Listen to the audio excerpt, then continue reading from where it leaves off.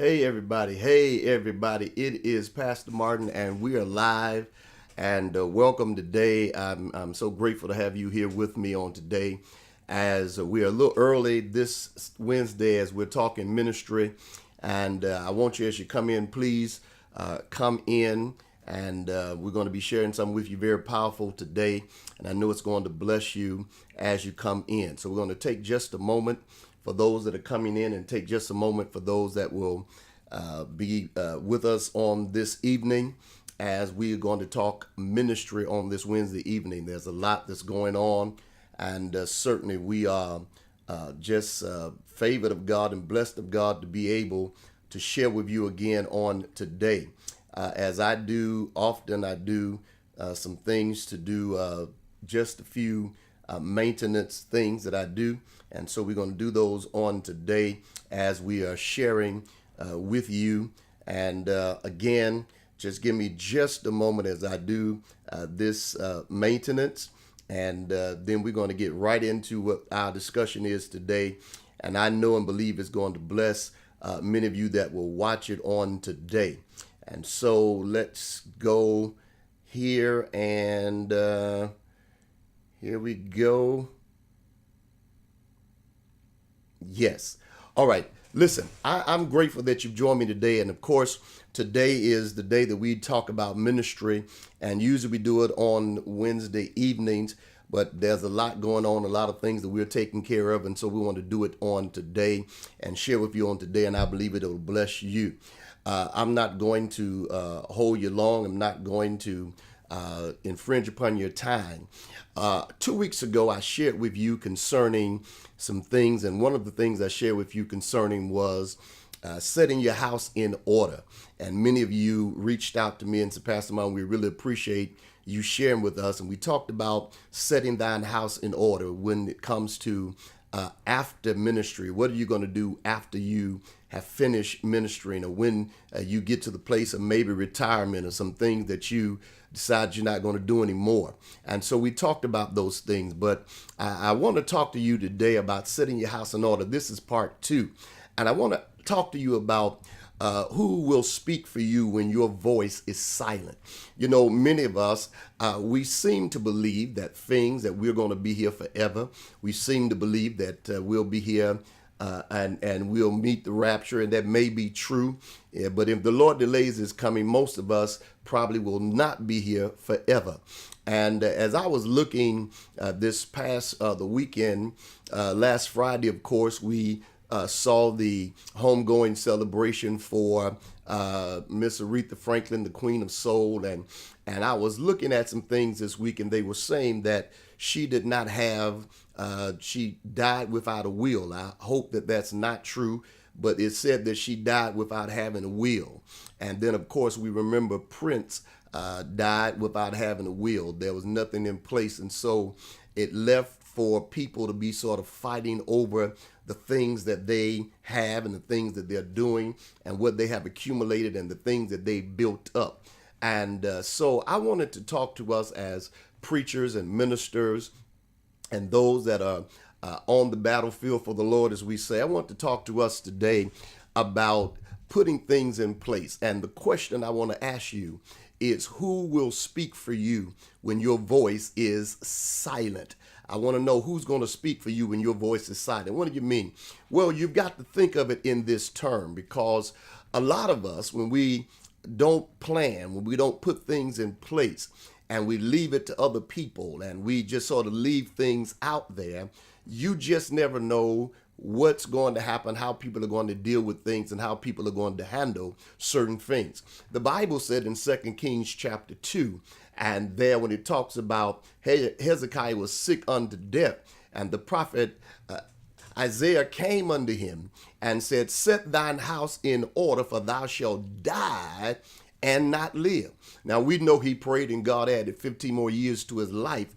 But the fact that he said, I want you to set your house in order, for you shall die and not live. He was not just talking about a physical, a spiritual death. He said, I want you to set your house in order, get your affairs in order. Get those things in place that you need to get in place. And I've come to talk to somebody this evening. If it's true again that Miss Aretha Franklin and those left without wills, we need to understand that as preachers, as ministers of the gospel, we need to prepare, because what if something unforeseen happened to us and we were silent? I'm not talking about dying. I'm not talking about leaving or being where they have to bury you. But what if something happened to us and our voice was silent? If you're not married and your wife is not the person speaking for you, or your children, or either if you are in ministry and got a church and you built ministry and maybe your wife may not be an intricate part of your ministry and those things, what would happen if your voice was silent? Who would really speak for you if your voice was silent right now? When you think about that, that's something we've got to give serious consideration to. What would happen if our voices became silent? Now, I know when we talk about this, and I say it every time, it is a subject, it is something that we do not want to discuss. It is something that we don't want to talk about. It is a subject that is something nobody in our community really wants to talk about. But we've got to have this discussion. What would happen if your voice became silent? When you think of it, just think about it. Let's give a few scenarios. Let's look at a few things and just see what would we do. What would happen, God forbid, what would happen if right today, me, you, any of us, just had a stroke or had something that happened to us where we could not communicate, we could not talk, and whether it was writing or verbal, we couldn't do it. How would we deal with it? What would we do if our voices were silent? Is there anybody that has the power of attorney? Is there anybody that has that they could speak on your behalf if something happened to you? Think about that. If something happened, who could speak on your behalf? Who knows your wishes? Who knows your desires? Who knows what you want? Who knows what should be in place? Who knows what should be going on if something happens to you? If your voice became silent, would it be a family member? Would it be your wife? Would it be your children? If you're not married, who would it be? If you don't have a spouse, if you don't have any children, and you just got close relatives, who would be your voice? Who would be the one that would be able to speak for you? And we've got to understand that this is the discussion in ministry that we must have. I know we're trying and we're speaking about churches and how to empower our churches and grow our churches. But here again, what would happen if our voices became silent? I said to my wife, if something happens to me and I can't talk, this is what I want you to do. This is how I want it to be handled. This is the thing that I need you to do. Just in case it gets to the place that I cannot say what needs to be said, I need you to know what I need done. And these are the things that we've got to take into account. We've got to really start planning and saying to ourselves, if my voice became silent, I want to talk to you, and I'm not going to be long on this today, but I want to talk to those of you that are preachers, that you have ministry, you have these ministries that you built, and sometimes your wife is not a part of that ministry. You haven't put your wife into that part of ministry, and she's there. But what would you do? What would you do? What would you do if if you hadn't put anything in place? Maybe you've got a board. Maybe you don't have a board. Maybe you've named a successor. Maybe you have not named a successor. What would you do if something happened where you could not speak and someone had to take over and make decisions for the ministry and for the things that you labored to build and to do? How would you handle it? Who's in charge of doing what you need to do? Who is the person that you put in charge? Who is the person that you said, this is the person I need y'all to listen to or to follow? If your voice is silent, if nothing's there, if nothing's in writing, if nothing's on paper, then who is the person that's going to do it? We've got to consider that fact. Not only for church, you got to consider that fact just in your personal everyday life. If my voice becomes silent, not in death, but just if something happens to me, if there's an accident or whatever it may be, and I cannot speak, then who speaks for me? Who have I left to speak? Who have I told what I would wish or desire? Most of us have not done that.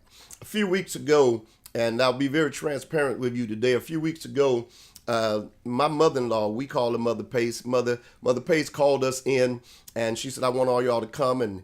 And we came over, and she brought the person in, and we started doing the things for planning for burial and all that stuff. Now, she may live another 20 years, but we know what she wants. As of this point, if the Lord decides to take her home right now, we know what she wants. She's already put it in place. We know everything. We know everything she wants. She's already, in essence, she's already seen her program. She's already planned it out. All that stuff is already done. But she may live another 10 years. Who knows? But she said, "I don't want it to be where you all don't know what I want. I don't want anyone just sort of assuming what I want. I want you to know this is what I want." And so I'm saying to you today, if your voice becomes silent, what would you do? If you haven't picked a successor, who will pick your successor? Especially if you're independent. We've got several churches that were mega churches, big ministries, where the pastor died. And some of them were sick early, and they probably could have put some things in place, but maybe some of them, they didn't put things in place. So some of them, when they didn't put things in place, when they passed, immediately people start competing and warring for the church or the ministry. Some of them have end up in courts, and some of them, the ministry will be tied up in courts for years. For years. They're going to be tied up because nothing was left in place. If you're in an organization like ours, of course, Church of God in Christ, the bishop becomes the pastor of the church at the passing of the pastor, and that's good. But now, if he didn't pass and he was just there, who is the voice of the person that's now silent? We've got to deal with that. I know we don't want to hear it. This is not a subject that people like to join in on. It's not one they like to look in. But somebody, I want you to share this with somebody, because we've got to get to the place that we start planning these things and putting these things together, because our voices may be silent after a while. You never know when your voice becomes silent what will happen. I remember when my uncle got sick, my cousin had the power of attorney to make decisions for him. And when he was there, he was still functioning and talking. But in his latter days, in the latter months of his life, he lost his eyesight. And so he was not able to do things and whatever. And so we have to understand that, you've got to have somebody in place to do things just in case. I know people that have went into the hospital and they went in healthy and something went wrong, and they were in comas, and no one sometimes didn't even know what the policy was. They didn't know what they wanted. They didn't know what happened. I was talking to, again, I said this other week, I was talking to my CPA. I went in to take my paperwork in for him, and he was telling me about someone that had went in on Thursday and received a clean bill of health on Thursday, but then on Friday or Saturday had a heart attack and died. And no one knew where his paperwork was. No one knew where his insurance policies was or anything. His daughters were looking for it. No one knew where anything was. And so we've got to understand. I remember, and I said this the last time I shared with you, that we have to remember, you remember our foreparents, they kept the insurance policies under the mattress. And so you sort of knew where things were. If something happened to them, they told you what was going on. Some of them even told you what to bury them in. Everything was there. And so we've got to get back to the place, and this is a part of what we do in ministry, whether we like it or not. We've got to start preparing that just in case some unforeseen thing happen, that our voices will be heard, our wishes will be known. People will know what we want, how we want it, what we want to do. And don't just take for granted that I'm talking to people that are 50 and 60 and 70 years old, because there are young people that are dying in their 30s and their 40s. There are people that are dying early, and we need to be able to have some plans in place. We need to be able to put some things in place. I've talked to you the last time about having health insurance. I talked to you about having some burial insurance. We need to put things in place. Somebody said, well, I ain't thinking about dying. Oh, I got you. I understand. And I know a lot of people that have been just where you are. They've said it. I've said it. But just in case, we need someone to know what we want. We need someone to know and to hear us, to know our wishes, our desires, just in case we get to a place where we can't verbalize it. We can't talk about it. We can't say it. We can't even write it. We want somebody to be able to know where we are.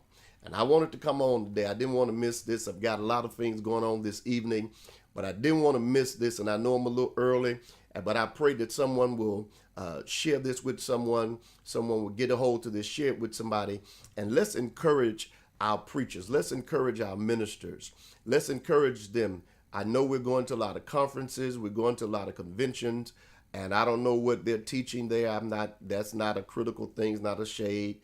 But I want to say to you, let's start really encouraging one another to do this, because you just never know what's going to take place and what's going to happen. And things need to be in place. Things need to be there so things can be carried out, whether you're living or whether you're not living. It needs to be something that's already there in place. And so I encourage you to do that. And I encourage you, please, by all means, let's work on that just in case our voice becomes silent. Thank you so much for being with me today. I see a comment here. Let me answer that. Somebody want to know, what did I think about the funeral? What was my thoughts? I haven't said much about it. I'll drop this here. Very brief about about what is asked. The funeral, I think it was a typical funeral for us, and anyone that has had that much of an impact, certainly those you would expect all of that to take place. A lot of comments, a lot of reflections, a lot of whatever people would do in terms of all that. And because her field was music, you had a lot of singing, you had a lot of remarks, and so all of that, I think, is something that it happens. It was a little lengthy, but it's not the first lengthy funeral that I've seen. Probably the first lengthy one that we've seen on TV. But those of us that have been to funerals, they could be quite lengthy. My grandmother passed, and she was well known here in Atlanta in 1976. And I remember the funeral starting at 11 a.m. And I remember us getting out. We buried her. It was night, so it was about 5 or 6 in the evening when we buried her. So it was a long one. So, those things, though, they happen with long funerals. So that's my thought on the funeral. Since you asked, it was quite lengthy, but it was okay. I mean, it is what it is. Someone else asked recently, what did I think overall of the message and all those things. One thing that I'm going to do, and I'll say to you, and this is just my thought, this is me, this has nothing to do with anybody else. Whatever your opinions are, it's your opinion. I just refuse to be one that will go after a preacher, like that on that stage and make comments in that area. And this is the reason being, because it's him today, and it may be you or I tomorrow. It's him today. They're talking about him today, but we could be the ones they talking about tomorrow. It doesn't take but one video camera being in your face, or one person holding up a video or a phone in your service, and you say something that was that could be whatever, and they post it on social media, and it goes viral, and then cameras will be in front of your face. I mean, cameras will be sitting there in front of your face, and they'll be asking you questions. So I think all of us need to really take account to see, before we say a lot of stuff, just put yourself in the shoes of another that you could be the next one that will be the social media person they're dealing with. It don't take much, y'all. It don't take much. I mean, people could be recording your conversation while you're on the phone and play it. People could be, it don't have to be a video. People could be doing a lot of stuff and you don't even know they're doing it. And you have to be very careful of that. Let me say this in my closing. I remember years ago, and to this day, the person does not even know what happened. Years ago, when they first came out with phones, where you could, dial people into like a conference call years ago. I mean, way back years ago. I never forget someone was saying something very negative about. Well, I'll just say they just said, well, they heard that me and my wife were getting divorced, and we were nowhere near divorce. We wouldn't even. That was nowhere even on our table or discussion. And I never forget that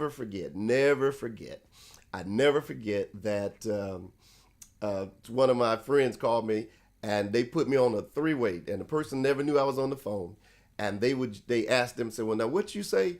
And they went through this whole spiel about the whole thing. And yeah, child, they told me this and they told me that. And when I got off the phone, I've never mentioned, and that's been probably 30 years ago or more. I've never mentioned anything to that person about what they said. When I see them, I still shake the hand and everything. But I'm going to tell you, anything is possible.